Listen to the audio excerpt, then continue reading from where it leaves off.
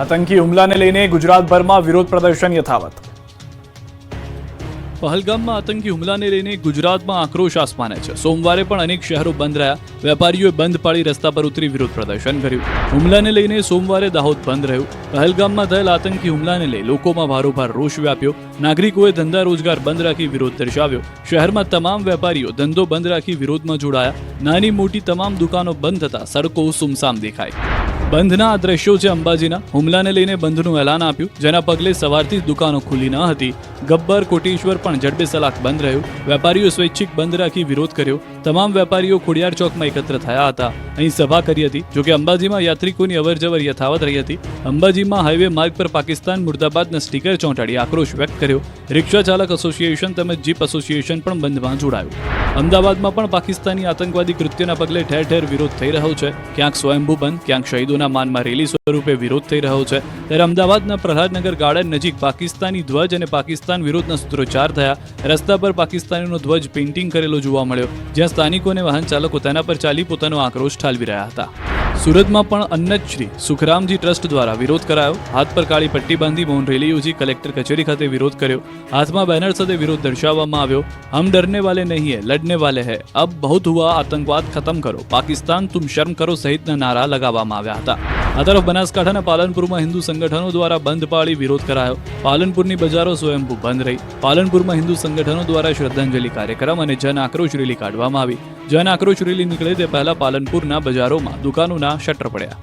બંધના આ દ્રશ્યો છે વડોદરાના. 4 દરવાજા વિસ્તારના વેપારીઓએ વિરોધ નોંધાવ્યો. સૌથી મોટા મંગળ બજાર, વાસણ બજાર, પદ્માવતી શોપિંગ સેન્ટર સદંતર બંધ રહ્યા. વેપારીઓ દુકાનો બંધ રાખી મૃતકોને શ્રદ્ધાંજલિ આપી. પોરબંદરના દરિયામાં રાઉન્ડ ધ ક્લોક સુરક્ષા ગોઠવાઈ. પહલગામ આતંકી હુમલા બાદ રાજ્યની પોલીસ પણ એલર્ટ બની છે. ખાસ તમામ સંવેદનશીલ વિસ્તારમાં સુરક્ષા વ્યવસ્થા સઘન કરવામાં આવી છે. ત્યારે સંવેદનશીલ ગણવામાં આવતા દરિયાઈ વિસ્તારને એલર્ટ કરાયા છે. દરિયા કિનારે આવેલા પોરબંદર જિલ્લા પોલીસ પણ હાઈ એલર્ટ પર છે. પોલીસ દ્વારા અલગ અલગ ટીમો બનાવી તપાસ સહિતની કાર્યવાહી કરવામાં આવી રહી છે. હાર્બર મરીન પોલીસ દરિયામાં આવતી જતી બોટોનું ખાસ ચેકિંગ કરી રહી છે. માછીમારોના ડોક્યુમેન્ટ ચેકિંગ તથા કોલ સહિતની તપાસ કરવામાં આવી રહી છે. લેન્ડિંગ પોઈન્ટ સહિતના સ્થળો પર ચેકિંગ કરવામાં આવી રહ્યું છે. સુરક્ષાની દ્રષ્ટિએ પોરબંદરનો દરિયાઈ વિસ્તાર ખૂબ જ સંવેદનશીલ ગણવામાં આવે છે. પાકિસ્તાન યાત્રાએ ગયેલા કચ્છના યાત્રિકો હેમખેમ પરત ફર્યા. જમ્મુ કાશ્મીરના પહલગામમાં થયેલ આતંકી હુમલાની રાજકીય સ્થિતિ પર અસર થઈ રહી છે. કચ્છથી ધાર્મિક યાત્રાએ પાકિસ્તાન ગયેલા 37 લોકોને પાકિસ્તાનને પરત મોકલ્યા. કચ્છના મહેશ્વરી સમાજના 37 લોકો પાકિસ્તાનના સિંધ પ્રાંતમાં આવેલા યાત્રાધામોની મુલાકાતે ગયા હતા. 10 દિવસ પહેલા પાકિસ્તાન પહોંચેલા કચ્છના સંઘને પરત કચ્છ આવવાની ફરજ પડી છે. પાકિસ્તાનના મકલી, ઠઠ્ઠા, ઠરઈ, સેણી સહિત 4 સ્થળોએ મહેશ્વરી સમાજના ઇષ્ટદેવોના યાત્રાધામ છે. ગાંધીધામથી વાઘા બોર્ડર થઈ કરાચી પહોંચેલા શ્રદ્ધાળુઓને મહેશ્વરી સમાજવાડીમાં આવકાર અપાયો હતો, પરંતુ પહલગામની ઘટનાને કારણે પાકિસ્તાન સરકારે પણ ભારતીય પ્રવાસીઓને પરત મોકલ્યા. પોતાના વતન પહોંચતા ભાવુક દ્રશ્યો સર્જાયા. હાર તોરા કરી સ્વાગત કરાયું. ખાનપુરના સરપંચે પુષ્પા સ્ટાઇલમાં સરકારી લાકડા કટિંગ કર્યા. પહેલા સરકારી લાકડા કટિંગ કર્યા, પછી કાર પાછળ બાંધી ખુલ્લેઆમ દાદાગીરીથી ગામમાં ચોરીને લઈ ગયા સરપંચ. મહીસાગરના ખાનપુર ગામના સરપંચે એવી દાદાગીરી કરી કે ગામ જોતું જ રહી ગયું. જાણે કોઈ કાયદાનો ડર જ ન હોય અને પોલીસને ખિસ્સામાં રાખીને ફરતા હોય તે પ્રકારે સરપંચે જોશમાં હોશ ખોયો. પુષ્પા ફિલ્મના હીરોની જેમ ખુલ્લેઆમ લાકડાની ચોરી કરતા ચકચાર મચી ગઈ. મહીસાગરના સર્કિટ હાઉસમાંથી લાકડા કટિંગ કરી ચોરી લીધા. સરકારી લાકડાને કાપી ટ્રકમાં ભરી બારોબાર વેચી માર્યા. 3 વર્ષથી આ રીતે સરપંચ દાદાગીરી કરી લાકડા ચોરી કરે છે. આ વખતે તો નશાની હાલતમાં લોકો સાથે બબાલ કરી મારામારી કરી. એટલું જ નહીં, એક લાકડાને પોતાની કારની પાછળ બાંધી ગામમાં લઈ ગયા અને કહ્યું કે જે થાય તે કરી લો. પરંતુ સવાલ એ છે કે ઘટાદાર વૃક્ષોનું કટિંગ 3 વર્ષથી ચાલતું હોય તો તંત્ર કેમ ચૂપ છે?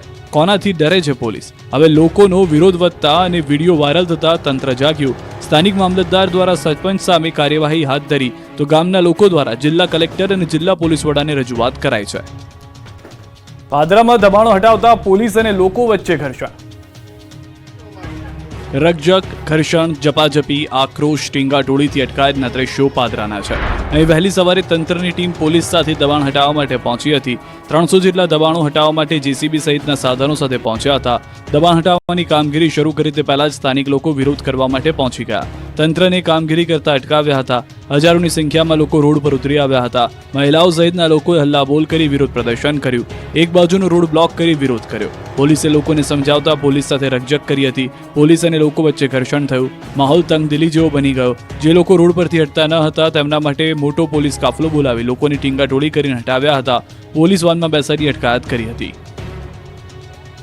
સાપુતારામાં સ્કૂલની પ્રોટેક્શન વોલને લઈને લોકોએ કર્યો વિરોધ.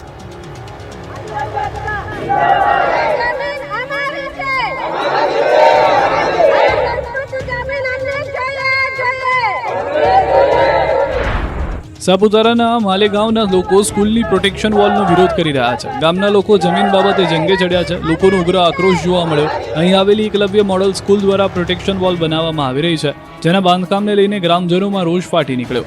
કાળઝાળ ગરમીમાં લોકો રોડ ઉપર ઉતરી આવ્યા. ધાર્મિક પ્રસંગો ઉજવતા હોય તે જગ્યાએ બાંધકામ ન કરવાના નારા સાથે હલ્લાબોલ કર્યો. મોટી સંખ્યામાં લોકોએ સ્કૂલ ખાતે પહોંચી વિરોધ પ્રદર્શન કર્યું. લોકોનું કહેવું છે કે આ ગામ તળની જમીન પર અનેક ધાર્મિક પ્રસંગો ઉજવાય છે. લોકોની ધાર્મિક લાગણી જમીન સાથે જોડાયેલી હોવાથી શાળા કમ્પાઉન્ડ વોલનું કામ શરૂ કરતા ગ્રામજનોએ વિરોધ નોંધાવ્યો. ગામની જમીન પર બાંધકામ રોકવા માટે ગ્રામજનો આંદોલનના મૂડમાં દેખાયા. વિવિધ પ્રશ્ને સુરેન્દ્રનગરના ખેડૂતોએ કર્યો વિરોધ.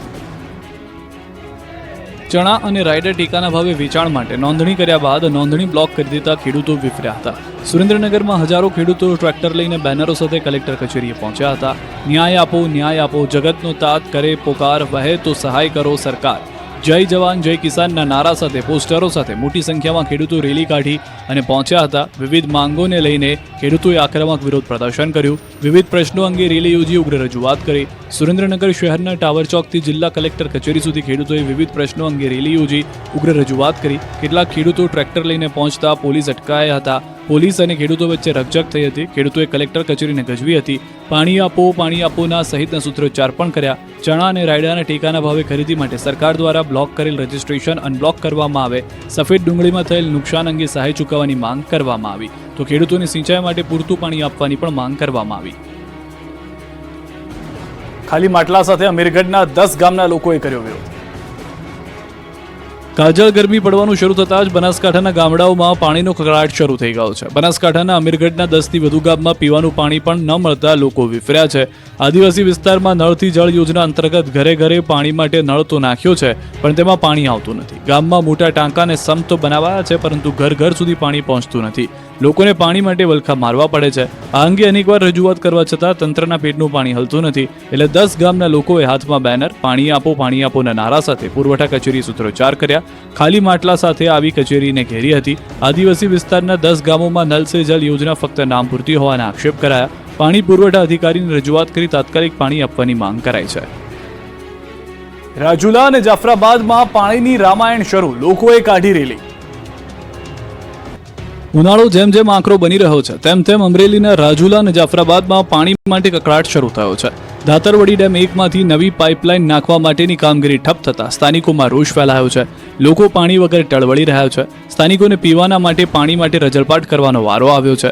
ત્યારે બંને નગરપાલિકાના લોકોએ મોટી સંખ્યામાં લોકો એકત્ર થાય રેલી કાઢી હતી. પ્રાંત અધિકારીને આવેદનપત્ર આપી પાઇપલાઇનનું કામ જલ્દી શરૂ કરવા રજૂઆત કરી હતી. રેલીમાં ચેમ્બર ઓફ કોમર્સના વેપારીઓ પણ જોડાયા હતા. તો નગરપાલિકાએ પણ સમસ્યાનો જલ્દી હલ કરવા ખાતરી આપી છે. વડોદરામાં ભર ઉનાળે પાણી લાઇનમાં ઉડ્યા ફુવારા.